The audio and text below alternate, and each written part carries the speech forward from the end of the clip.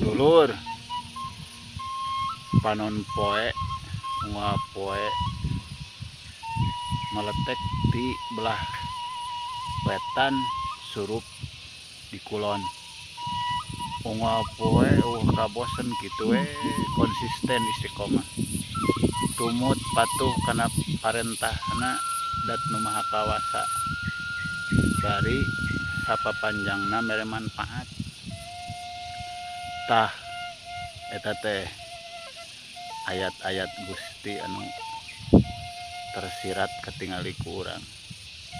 Dapan ari maca ayat Gusti anu tersurat mah kadang teu bisa macana oge, kadang teu ngarti hartina.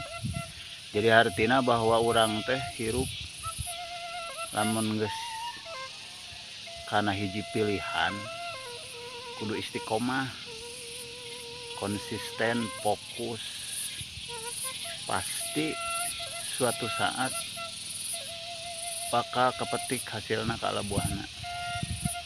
Jadi lamun hayang sukses teh meureunnya kudu istiqomah gitu. Gitu dulur.